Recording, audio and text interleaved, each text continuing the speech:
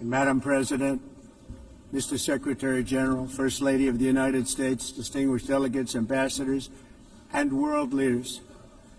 6 years have passed since I last stood in this grand hall and addressed a world that was prosperous and at peace in my first term. Since that day, the guns of war have shattered the peace I forged on 2 continents. An era of calm and stability gave way to one of the great crises of our time. And here in the United States, 4 years of weakness, lawlessness, and radicalism under the last administration delivered our nation into a repeated set of disasters. 1 year ago, our country was in deep trouble, but today, just 8 months into my administration, we are the hottest country anywhere in the world, and there is no other country even close. America is blessed with the strongest economy, the strongest borders, the strongest military, the strongest friendships, and the strongest spirit of any nation on the face of the earth. This is indeed the golden age of America. We are rapidly reversing the economic calamity we inherited from the previous administration, including ruinous price increases and record-setting inflation like we've never had before. Under my leadership, energy costs are down, gasoline prices are down, grocery prices are down, mortgage rates are down, and inflation has been defeated. The only thing that's up is the stock market, which just hit a record high. In fact, it hit a record high 48 times in the last short period of time. Growth is surging, manufacturing is booming. The stock market, as I said, is doing better than it's ever done, and all of you in this room benefit by that, almost everybody. And importantly, workers' wages are rising at the fastest pace in more than 60 years, and that's what it's all about, isn't it? In 4 years of President Biden, we had less than $1 trillion of new investment into the United States. In just 8 months since I took office, we have secured commitments and money already paid for $17 trillion. Think of it, 4 years, less than $1 trillion, 8 months, much more than $17 trillion is being invested in the United States, and it's now pouring in from all parts of the world.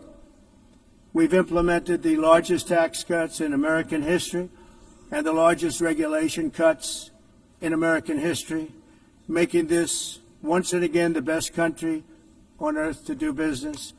And many of the people in this room are investing in America, and it's turned out to be an awfully good investment during this 8-month period.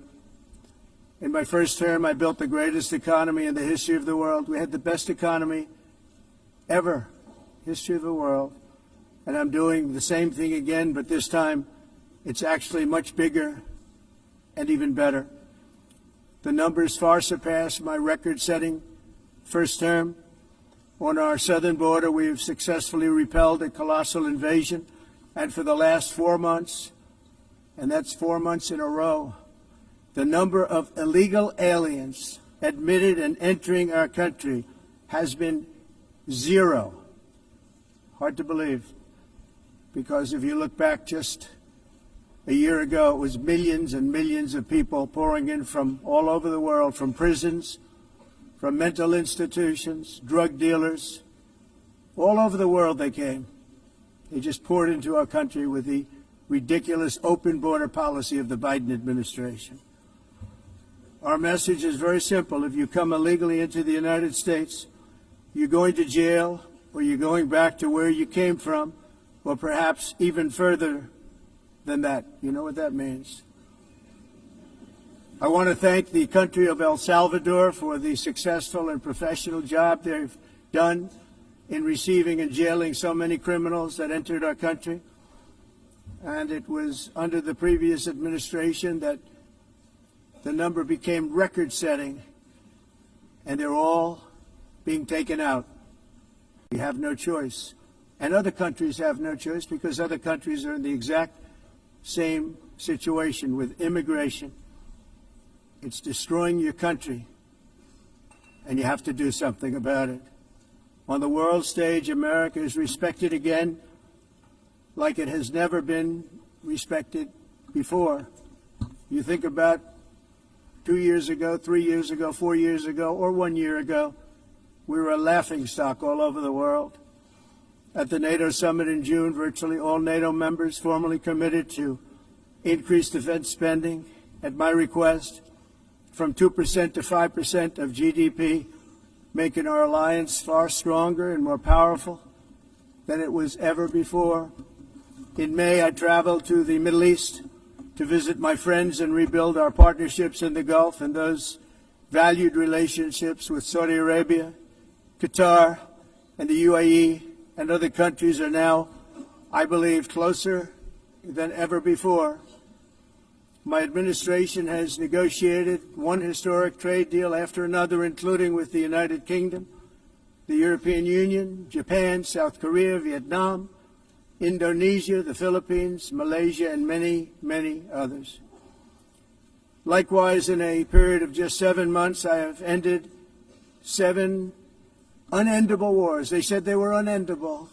You're never going to get them solved. Some were going for 31 years, 2 of them, 31, think of it, 31 years. One was 36 years. One was 28 years. I ended 7 wars. And in all cases, they were raging with countless thousands of people being killed. This includes Cambodia and Thailand, Kosovo and Serbia, the Congo and Rwanda, a vicious, violent war that was, Pakistan and India, Israel and Iran, Egypt and Ethiopia, and Armenia and Azerbaijan. It included all of them. No president or prime minister, and for that matter, no other country has ever done anything close to that. And I did it in just 7 months. It's never happened before. There's never been anything like that. I'm very honored to have done it. It's too bad that I had to do these things instead of the United Nations doing them. And sadly, in all cases, the United Nations did not even try to help in any of them. I ended 7 wars, dealt with the leaders of each and every one of these countries, and never even received a phone call from the United Nations offering to help in finalizing the deal. All I got from the United Nations was an escalator that on the way up stopped right in the middle. If the First Lady wasn't in great shape, she would have fallen. But she's in great shape. We're both in good shape. We both stood. And then a teleprompter that didn't work. These are the 2 things I got from the United Nations, a bad escalator and a bad teleprompter. Thank you very much. And by the way, it's working now. It just went on. Thank you. I think I should just do it the other way. It's easier. Thank you very much. I didn't think of it at the time because I was too busy working to save millions of lives. That is the saving and stopping of these wars. But later I realized that the United Nations wasn't there for us. They weren't there. I thought of it really after the fact, not during these negotiations, which were not easy. That being the case, what is the purpose of the United Nations? The UN has such tremendous potential. I've always said it. It has such tremendous, tremendous potential, but it's not even coming close to living up to that potential. For the most part, at least for now, all they seem to do is write a really strongly worded letter and then never follow that letter up. It's empty words, and empty words don't solve war. The only thing that solves war and wars is action. Now, after ending all of these wars and also earlier negotiating the Abraham Accords, which is a very big thing for which our country received no credit, never receives credit. Everyone says that I should get the Nobel Peace Prize for each one of these achievements. But for me, the real prize will be the sons and daughters who live to grow up with the mothers and fathers, because millions of people are no longer being killed in endless and unglorious wars. What I care about is not winning prizes, it's saving lives. We saved millions and millions of lives with the 7 wars. And we have others that we're working on, and you know that.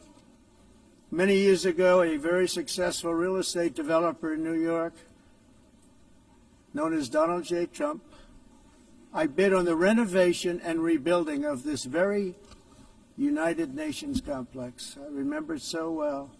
I said at the time that I would do it for $500 million, rebuilding everything.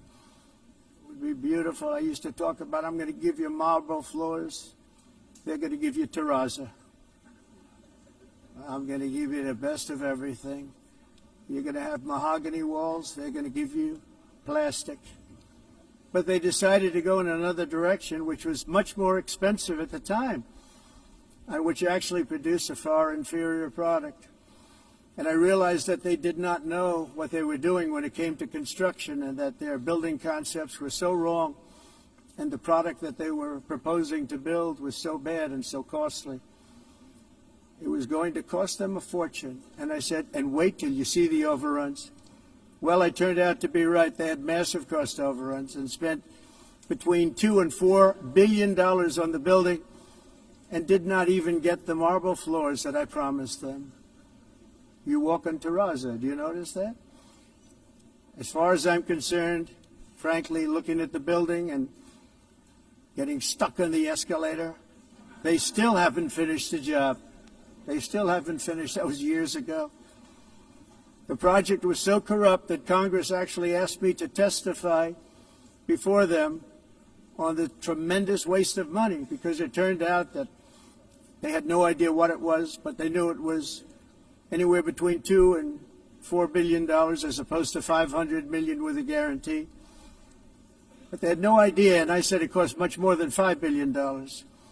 Unfortunately, many things in the United Nations are happening just like that, but on an even much bigger scale, much, much bigger. Very sad to see whether the UN can manage to play a productive role. I've come here today to offer the hand of American leadership and friendship to any nation in this assembly that is willing to join us in forging a safer, more prosperous world. And it's a world that we'll be much happier with. A dramatically better future is within our reach. But to get there, we must reject the failed approaches of the past and work together to confront some of the greatest threats in history. There is no more serious danger to our planet today than the most powerful and destructive weapons ever devised by man, of which the United States, as you know, has many. Just as I did in my first term, I've made containing these threats a top priority, starting with the nation of Iran. My position is very simple. The world's #1 sponsor of terror can never be allowed to possess the most dangerous weapon. That's why shortly after taking office, I sent the so-called Supreme Leader a letter making a generous offer. I extended a pledge of full cooperation in exchange for a suspension of Iran's nuclear program. The regime's answer was to continue their constant threats to their neighbors and U.S. interests throughout the region and some great countries that are right nearby. Today, many of Iran's former military commanders, in fact, I can say almost all of them, are no longer with us. They're dead. And 3 months ago, in Operation Midnight Hammer, 7 American B-2 bombers dropped the 14 30,000-pound each bombs on Iran's key nuclear facilities, totally obliterating everything. No other country on earth could have done what we did. No other country has the equipment to do what we did. We have the greatest weapons on earth. We hate to use them. But we did something that for 22 years people wanted to do. With Iran's nuclear enrichment capacity demolished, I immediately brokered an end to the 12-day war, as it's called. between Israel and Iran, with both sides agreeing to fight no longer. As everyone knows, I have also been deeply engaged in seeking a ceasefire in Gaza. Have to get that done. Have to get it done. Unfortunately, Hamas has repeatedly rejected reasonable offers to make peace. We can't forget October 7th, can we? Now, as if to encourage continued conflict, some of this body is seeking to unilaterally recognize a Palestinian state. The rewards would be too great for Hamas terrorists for their atrocities. This would be a reward for these horrible atrocities, including October 7th, even while they refuse to release the hostages or accept a ceasefire. Instead of giving to Hamas and giving so much, because they've taken so much, they have taken so much. This could have been solved so long ago. But instead of giving in to Hamas's ransom demands, those who want peace should be united with one message: release the hostages now. Just release the hostages now. Thank you.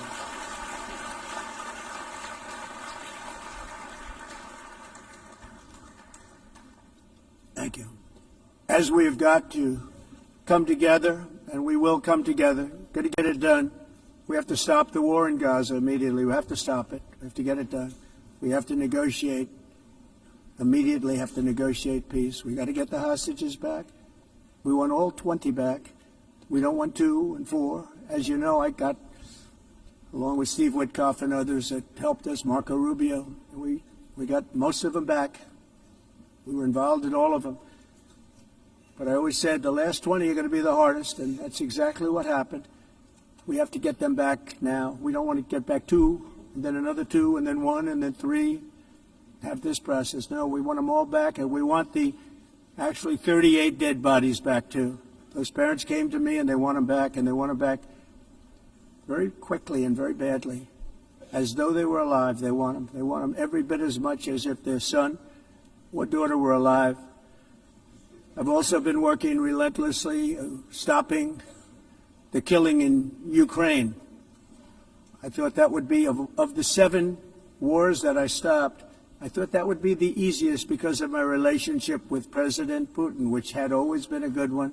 I thought that was going to be the easiest one. But, you know, in war, you never know what's going to happen. There are always lots of surprises, both good and bad. Everyone thought Russia would win this war in 3 days, but it didn't work out that way. It was supposed to be just a quick little skirmish. It's not making Russia look good. It's making them look bad. No matter what happens from here on out, this was something that should have taken a matter of days, certainly less than a week. And they've been fighting for 3.5 years and killing anywhere from 5,000 to 7,000 young soldiers, mostly soldiers, on both sides, every single week, from 5,000 to 7,000 dead young people, and some in cities, much smaller numbers, where rockets are shot, where drones are dropped. This war would never have started if I were president. This was a war that should have never happened. It shows you what leadership is, what bad leadership can do to a country.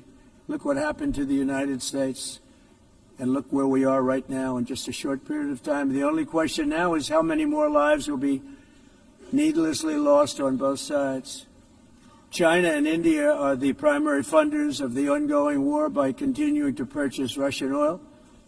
But inexcusably, even NATO countries have not cut off much Russian energy and Russian energy products, which, as you know, I found out about 2 weeks ago, and I wasn't happy. Think of it. They're funding the war against themselves. Who the hell ever heard of that one? In the event that Russia is not ready to make a deal to end the war, then the United States is fully prepared to impose a very strong round of powerful tariffs, which would stop the bloodshed, I believe, very quickly. But for those tariffs to be effective, European nations, all of you are gathered here right now, would have to join us in adopting the exact same measures. I mean, you're much closer to the sea. We have an ocean in between. You're right there. And Europe has to step it up. They can't be doing what they're doing. They're buying oil and gas from Russia while they're fighting Russia. It's embarrassing to them, and it was very embarrassing to them when I found out about it, I can tell you that. But they have to immediately cease all energy purchases from Russia. Otherwise, we're all wasting a lot of time. So I'm ready to discuss this. We're going to discuss it today with the European nations, all gathered here. I'm sure they're thrilled to hear me speak about it, but that's the way it is. I like to speak my mind and speak the truth. As we seek to reduce the threat of dangerous weapons today, I'm also calling on every nation to join us in ending the development of biological weapons once and for all. And biological is terrible, and nuclear is even beyond, and we include nuclear in that. We want to have a cessation of the development of nuclear weapons. We know, and I get to view it all the time. Sir, would you like to see? And I look at weapons that are so powerful that we just can't ever use them. If we ever use them, the world literally might come to an end. There would be no United Nations to be talking about. There would be no nothing. Just a few years ago, reckless experiments overseas gave us a devastating global pandemic. Yet despite that worldwide catastrophe, many countries are continuing extremely risky research into bioweapons and man-made pathogens. This is unbelievably dangerous. To prevent potential disasters, I'm announcing today that my administration will lead an international effort to enforce biological weapons convention, which is going to be meeting with the top leaders of the world by pioneering an AI verification system that everyone can trust. Hopefully the UN can play a constructive role, and it will also be one of the early projects under AI. Let's see how good it is, because a lot of people are saying it could be one of the great things ever, but it also can be dangerous, but it can be put to tremendous use and tremendous good, and this would be an example of that. Not only is the UN not solving the problems it should, too often, it's actually creating new problems for us to solve. The best example is the number one political issue of our time, the crisis of uncontrolled migration. It's uncontrolled. Your countries are being ruined. The United Nations is funding an assault on Western countries and their borders. In 2024, the UN budgeted $372 million in cash assistance to support an estimated 624,000 migrants journeying into the United States. Think of that. The UN is supporting people that are illegally coming into the United States, and then we have to get them out. The UN also provided food, shelter, transportation, and debit cards to illegal aliens. Can you believe that? On the way to infiltrate our southern border.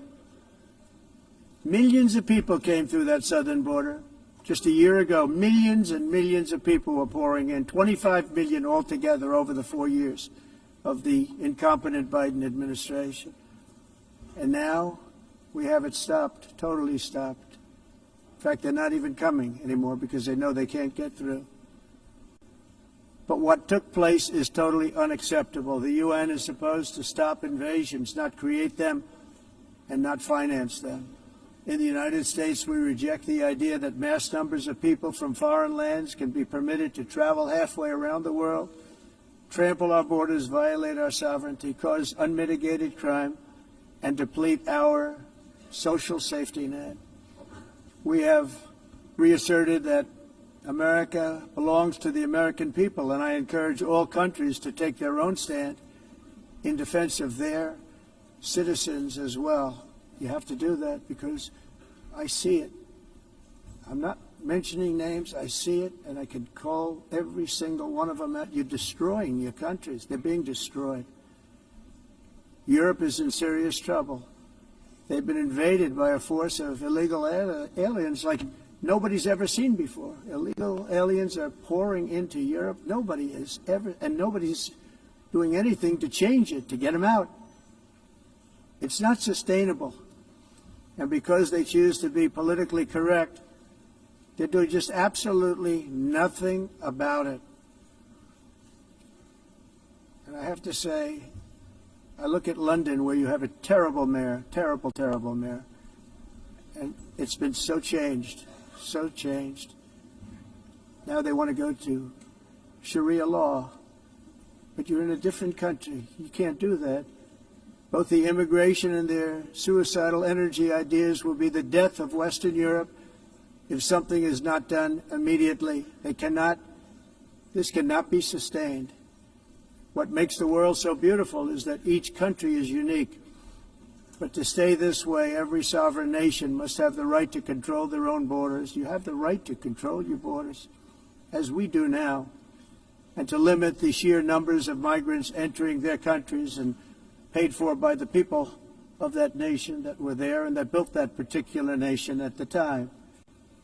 They put their blood, sweat, tears, money into that country, and now they're being ruined.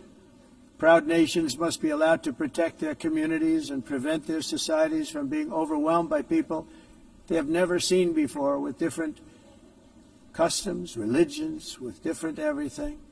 Where migrants have violated laws, lodged false asylum claims, or claimed refugee status for illegitimate reasons, they should, in many cases, be immediately sent home. And while we will always have a big heart for places and people that are struggling and truly compassionate, answers will be given. We have to solve the problem, and we have to solve it in their countries, not create new problems in our countries. And we are very helpful to a lot of countries that are just not able to send their people anymore. They used to send them to us in caravans of 25,000, 30,000 people each. These massive caravans of people pouring into our country, totally unchecked and unvetted. But not anymore.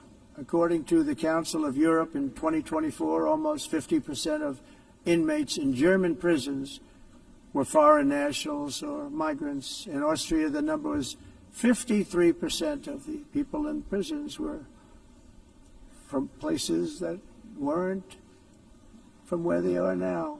In Greece, the number was 54%, and in Switzerland, beautiful Switzerland, 72% of the people in prisons are from outside of Switzerland. When your prisons are filled with so-called asylum seekers who repaid kindness, and that's what they did, they repaid kindness with crime, it's time to end the failed experiment of open borders. You have to end it now. See, I can tell you, I'm really good at this stuff. Your countries are going to hell. In America, we've taken bold action to swiftly shut down uncontrolled migration. Once we started detaining and deporting everyone who crossed the border and removing illegal aliens from the United States, they simply stopped coming. They're not coming anymore. We're getting a lot of credit, but they're not coming anymore. This was a humanitarian act for all involved, because on the trips up, thousands of people a week were dying. Women were being raped. Nobody's ever seen anything like it. Raped, horribly beaten, raped. On the trip up, the journey up, it was a long walk. It was a long, arduous journey, indeed. And it was also a historic victory against human trafficking throughout the region. What we did was a victory, and we saved so many lives of people that wouldn't make the journey. That journey was loaded up with death. Loaded up with death. Dead bodies all along the roads of jungles to get up. They go through jungles, they go through areas so hot you couldn't breathe. They were dying of suffocation, areas so hot that you couldn't breathe. Dead bodies all over. By them not coming, we're saving tremendous numbers of lives. My people have done a fantastic job in doing what they did, and the American public agrees with it. I mean, I was very proud to see this morning I have the highest poll numbers I've ever had. Part of it is because of what we've done on the border. I guess the other part is what we've done on the economy. Joe Biden's policies empowered murderous gangs, human smugglers, child traffickers, drug cartels, and prisoners from all over the world The previous administration also lost nearly 300,000 children. Think of that. They lost more than 300,000 children, little children, who were trafficked into the United States on the Biden watch, many of whom have been raped, exploited, and abused, and sold. Sold. Nobody talks about that. The fake news doesn't write about it. With many others, young children who are missing or dead.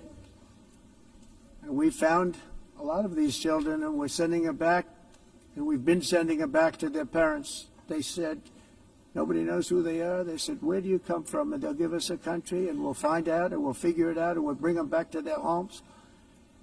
And the mother and father rush to the door, and their tears in their eyes. They can't believe that they're seeing their son or daughter, their little son or daughter again.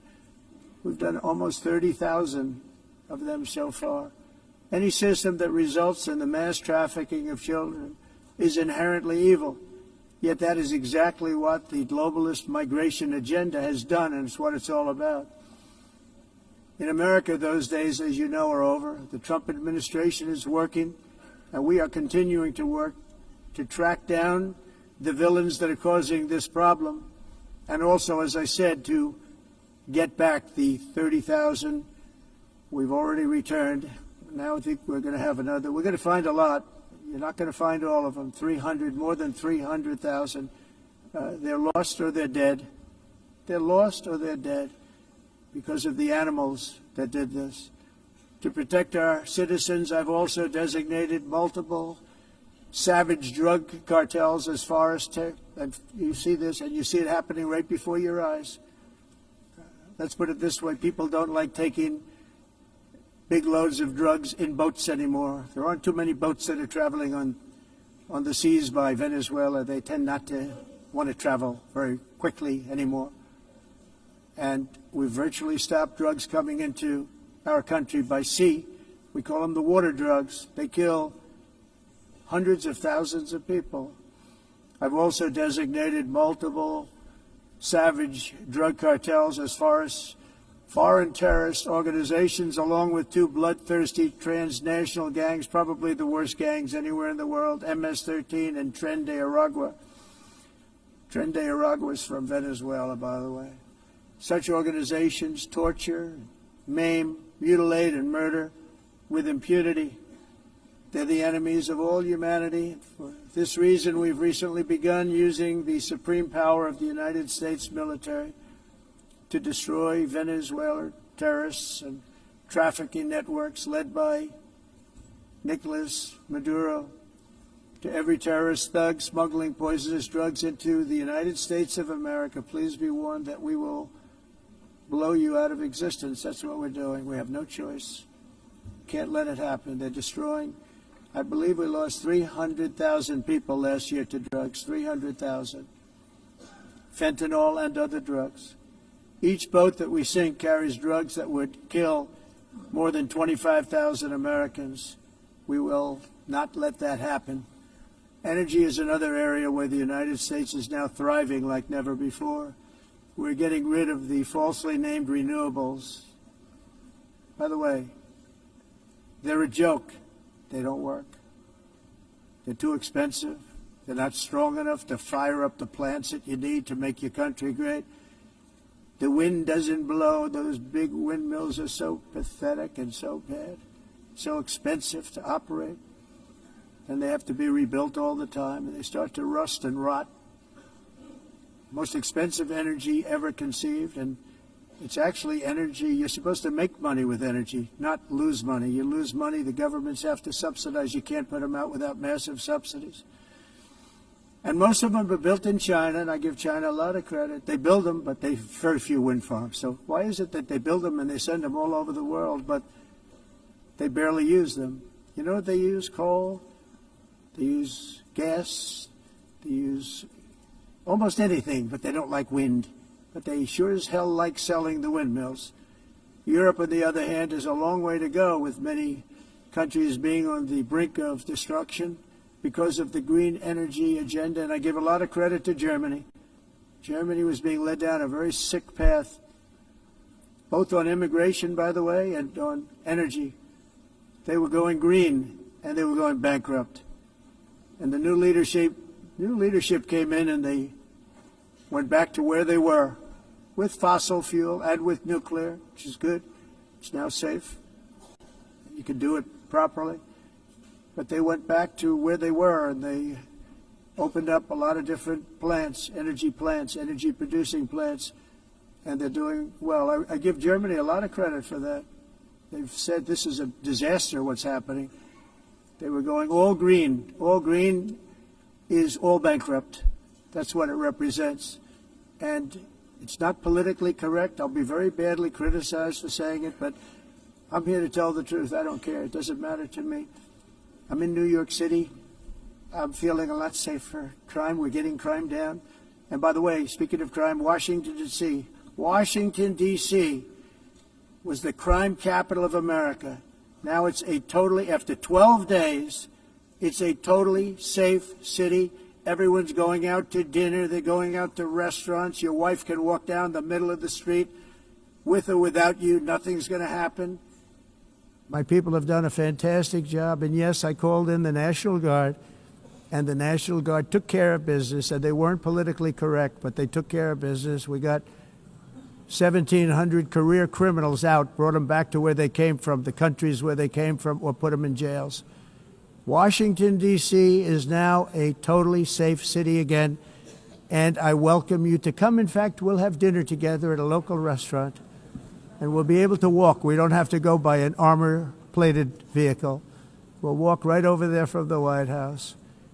They've given up their powerful edge, a lot of the countries that we're talking about, in oil and gas, such as essentially closing the great North Sea oil. Oh, the North Sea, I know it so well.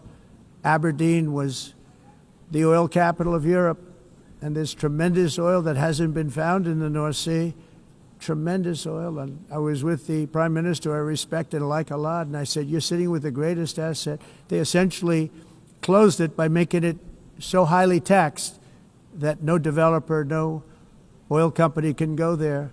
They have tremendous oil left, and more importantly, they have tremendous oil that hasn't even been found yet.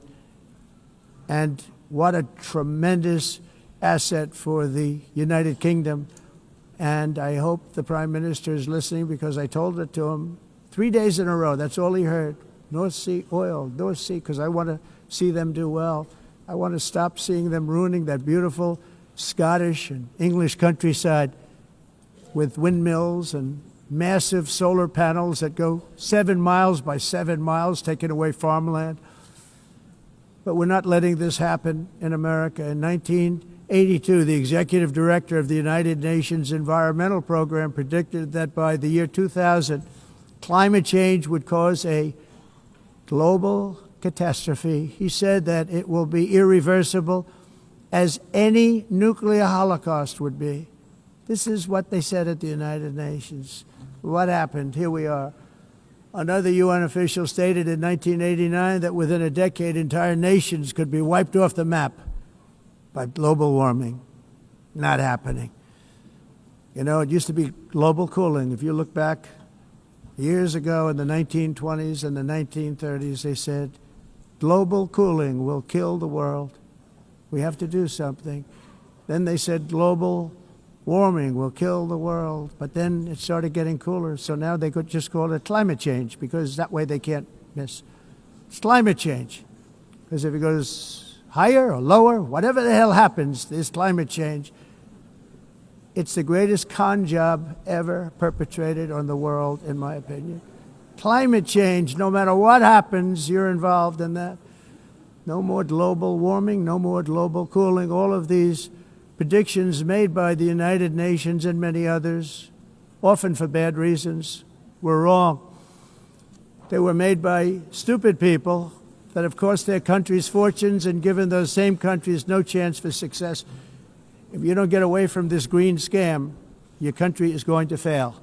And I'm really good at predicting things, you know. They actually said during the campaign they had a hat, the best-selling hat. Trump was right about everything. And I don't say that in a braggadocious way, but it's true. I've been right about everything. And I'm telling you that if you don't get away from the green energy scam, your country is going to fail. And if you don't stop people that you've never seen before, that you have nothing in common with, your country is going to fail. I'm the President of the United States, but I worry about Europe. I love Europe. I love the people of Europe. And I hate to see it being devastated by energy and immigration. This double-tailed monster destroys everything in its wake, and they cannot let that happen any longer. You're doing it because you want to be nice. You want to be politically correct, and you're destroying your heritage.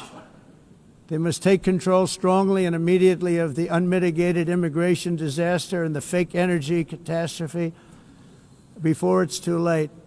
The carbon footprint is a hoax made up by people with evil intentions, and they're heading down a path of total destruction. You know, the carbon footprint, it was a big, big thing a few years ago. I remember hearing about the carbon footprint. And then President Obama would get into Air Force One, a massive Boeing 747, and not a new one, an old one with old engines that spew everything into the atmosphere. He'd talk about the carbon footprint, we must do so. Then he'd get in and he'd fly from Washington to Hawaii to play a round of golf. And then he'd get back onto that big, beautiful plane and he'd fly back and he'd talk about, again, global warming and the carbon footprint. It's a con job.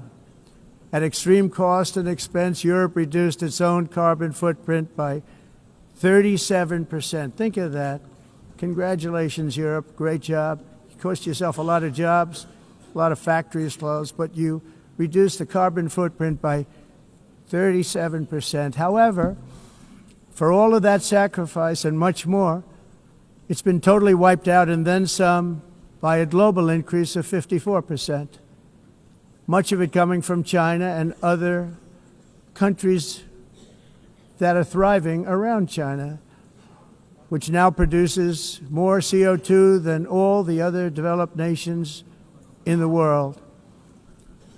So all of these countries are working so hard on the carbon footprint, which is nonsense, by the way. It's nonsense. You know, it's interesting. In the United States, we have still radicalized environmentalists, and they want the factories to stop. Everything should stop. No more cows. We don't want cows anymore. I guess they want to kill all the cows. They want to do things that are just unbelievable, and you have it too. But you know, we have a border, strong, and we have a shape, and that shape doesn't just go straight up. That shape is amorphous when it comes to the atmosphere. And if we had the most clean air, and I think we do, we have very clean air. We have the cleanest air we've had in many, many years. But the problem is that other countries, like China, which has air that's a little bit rough, it blows. And no matter what you're doing down here, the air up here tends to get very dirty because it comes in from other countries where their air isn't so clean. And the environmentalists refuse to acknowledge that. Same thing with garbage.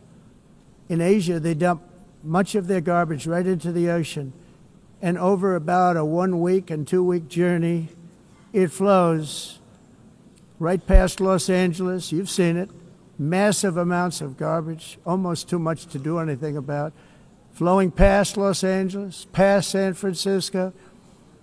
And then somebody will get in trouble because he dropped a cigarette on the beach. The whole thing is crazy. The primary effect of these brutal green energy policies has not been to help the environment, but to redistribute manufacturing and industrial activity from developed countries that follow the insane rules that are put down to polluting countries that break the rules and are making a fortune. They're making a fortune. European electricity bills are now 4 to 5 times more expensive than those in China, and 2 to 3 times higher than the United States. And our bills are coming way down. You probably see that our gasoline prices are way down. You know, we have an expression, drill, Nós reduzimos os custos de energia porque nós faremos, como a expressão, vamos fazer tudo isso e reduzir os custos de energia e os custos diminuíram nos Estados Unidos. in some of these Por countries exemplo, because se você the olhar electric costs are so high. So while nos the U.S. has países em approximately fatura de 1,300 heat-related deaths nós não annually, it's a lot. climatizamos, Europe loses mas more nós than nos Estados Unidos 175,000 people to heat deaths conseguimos each year. usar eles e evitar aumento da temperatura, porque é muito caro também usar all in the name of pretending to stop the global isso. warming hoax. The entire globalist concept of asking successful industrialized nations to inflict pain on agenda themselves mundialista não and tem nenhum radically sentido. disrupt their entire societies must be rejected completely and totally, and it must be immediate. That's why in America I withdrew from the fake Paris Climate Accord, where, by the way, America was paying so much more than every country. Others weren't paying. China didn't have to pay until 2030. Russia was given an old standard that was easy to meet, a 1990 standard. But for the United States, we're supposed to pay like $1 trillion. And I said, this is another scam. The fact is, the United States has been taken advantage of by the world for many, many years, but not any longer, as you probably noticed. I unleashed massive energy production and signed historic executive orders to hunt for oil, but we don't have to do much hunting because we have the most oil of any nation anywhere, oil and gas in the world. And if you add coal, we have the most of any nation in the world. Clean, I call it clean, beautiful coal. You can do things today with coal that you couldn't have done 10 years ago, 15 years. So I have a little standing order in the White House. Never use the word coal, only use the words clean, beautiful coal. Sounds much better, doesn't it? But we stand ready to provide any country with abundant, affordable energy supplies if you need them, when most of you do. We're proudly exporting energy all over the world. We're now the largest exporter.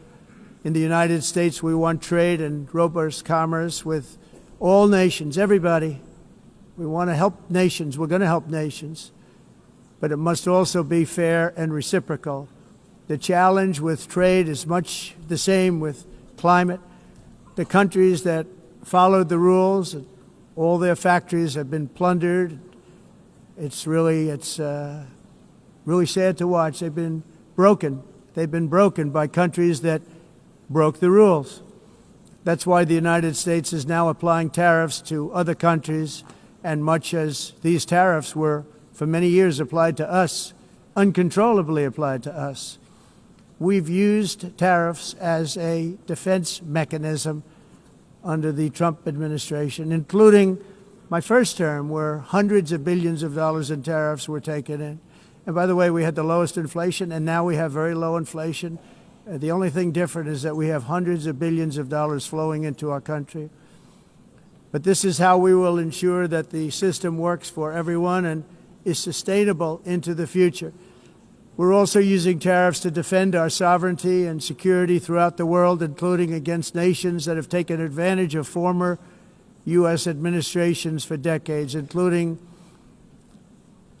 the most corrupt, incompetent administration in history, the sleepy Joe Biden administration. Brazil now faces major tariffs in response to its unprecedented efforts to interfere in the rights and freedoms of our American citizens and others, with censorship, repression, weaponization, judicial corruption, and targeting of political critics in the United States.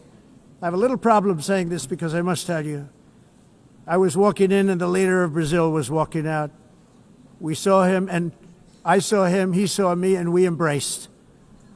And then I'm saying, can you believe I'm going to be saying this in just 2 minutes? But we actually agreed that we would meet next week.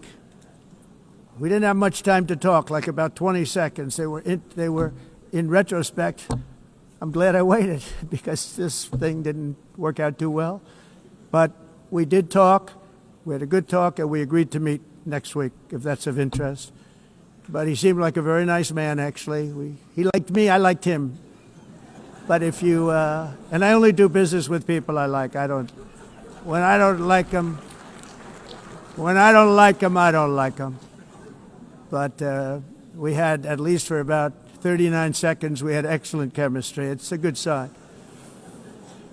But also in the past, Brazil, can you believe this, unfairly tariffed our nation, but now because of our tariffs, we are hitting them back, and we're hitting them back very hard. As president, I will always defend our national sovereignty and the rights of American citizens. So I'm very sorry to say this, that Brazil is doing poorly and will continue to do poorly.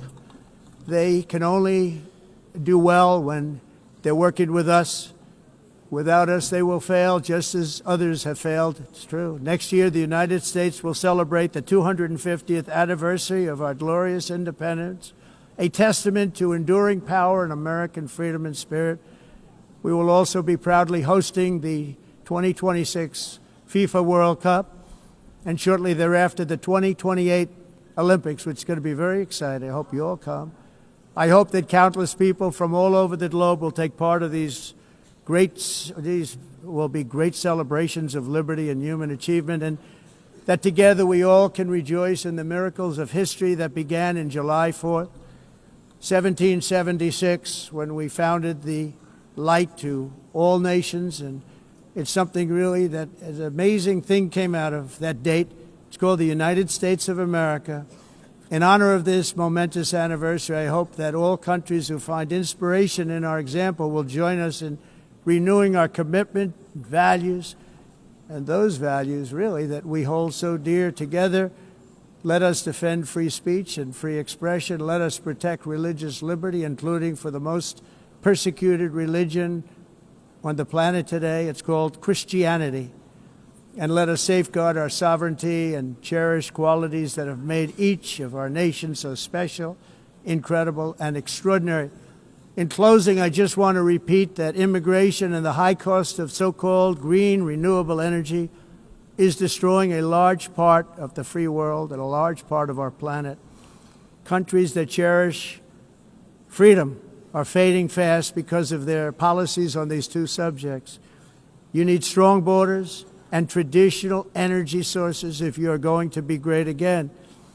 Whether you have come from north or south, east or west, near or far, every leader in this beautiful hall today represents a rich culture, a noble history, and a proud heritage that makes each nation majestic and unique, unlike anything else in human history or any other place on the face of the earth. From London to Lima, from Rome to Athens, from Paris to Seoul, from Cairo to Tokyo and Amsterdam to right here in New York City, we stand on the shoulders of the leaders and legends, generals and giants, heroes and titans who won and built our beloved nations, all of our nations, with their own courage, strength, spirit, and skill. Our ancestors climbed mountains, conquered oceans, crossed deserts, and trekked over wide open plains. They charged into thunderous battles, plunged into grave dangers, and they were soldiers and farmers and workers and warriors and explorers and patriots. They built towns into cities, tribes into kingdoms, ideas into industries, and small islands into mighty empires. You're a part of all of that. They were champions for their people who never gave up and who never, ever gave in.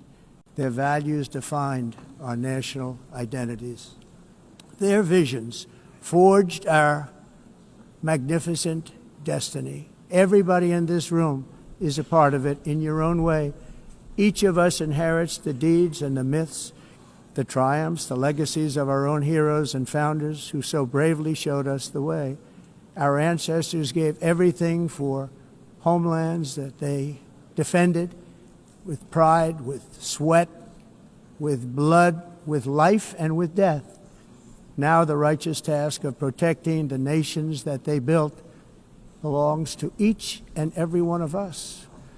So together let us uphold our sacred duty to our people and to our citizens. Let us protect their borders, ensure their safety, preserve their cultures, treasure, and traditions, and fight, fight, fight for their precious dreams and their cherished freedoms. And in friendship and really a beautiful vision, let us all work together to build a bright, beautiful planet, a planet that we all share, a planet of peace and a world that is richer, better, and more beautiful than ever before. That can happen. It will happen. It will happen, and I hope it can happen and start right now, right at this moment. We'll turn it around. We're going to make our countries better, safer, more beautiful. We're going to take care of our people. Thank you very much. It's been an honor. God bless the nations of the world. Thank you very much. Bye.